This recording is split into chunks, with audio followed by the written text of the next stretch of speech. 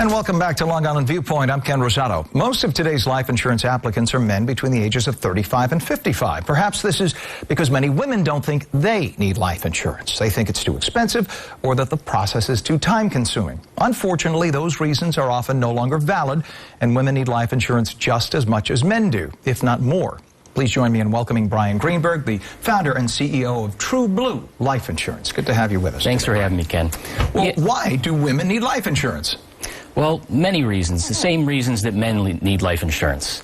So whether they're starting a family and they have dependents, or they're taking out a loan and they're a co-signer, or they're doing estate planning.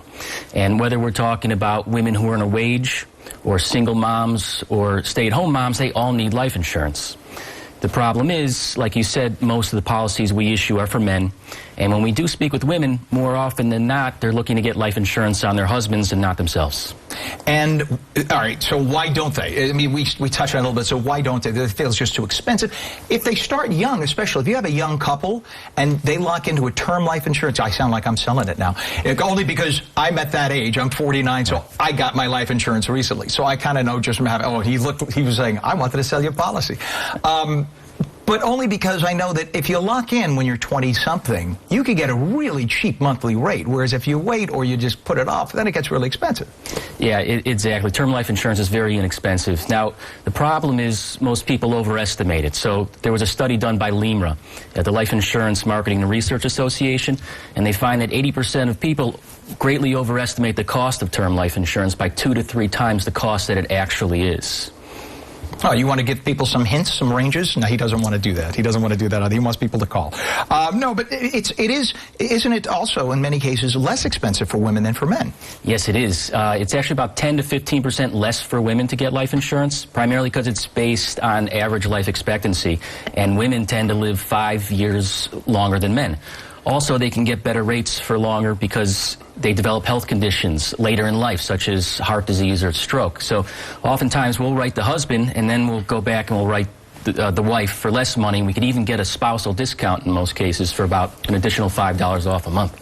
Now, there are 2 types of life insurance. You have term and you have whole life insurance, correct? Correct. And some people say right away, oh, you're wasting your money with term. It's nonsense. But there are actually times where term makes more sense depending on where you are in life and at what point you expect you won't need that money anymore if your mortgage is paid off, etc. So can you go into the details of when it's better for one or the other? Well, we believe that the purpose of insurance is to protect those that you care about, so you can sleep better at night. So we always want to get people the most amount of coverage for the longest period of time. Now, these permanent policies, they cost 20 times more than the equal amount you can get in term life insurance. So we always go by the adage, buy term and invest the difference. So if you say, for instance, you're going to spend, let's just hypothetically say $50 a month for term.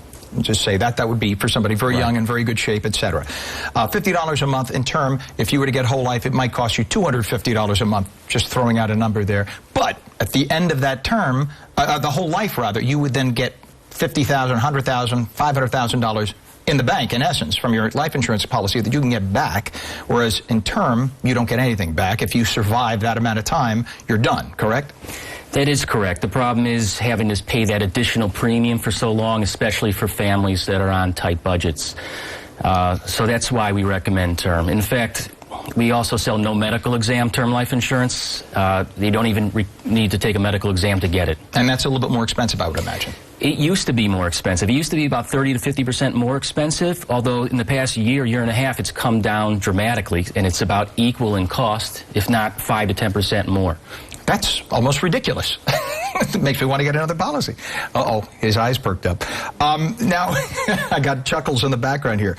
Now, men tend to buy 35 to 55. At what age do most women tend to buy insurance, when they do? If you're a young woman and you don't have a family, you don't have debt, you don't need life insurance. But when you start a family, when you have dependents, that's the time that you should start looking at life insurance. We always do recommend you get insurance when you're healthy, though, because the longer you wait, the more expensive it's going to cost. Yeah, if you own a home or condo and you don't have anyone to leave it to, or even if you do have, especially if you do have somebody to leave it to, you don't want to saddle them with the debt or the prospect of losing that home.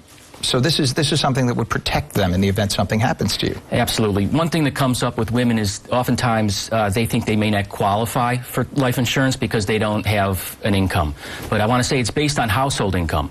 So if the husband can qualify for $2 million of insurance, the wife can qualify for $2 million in insurance as well.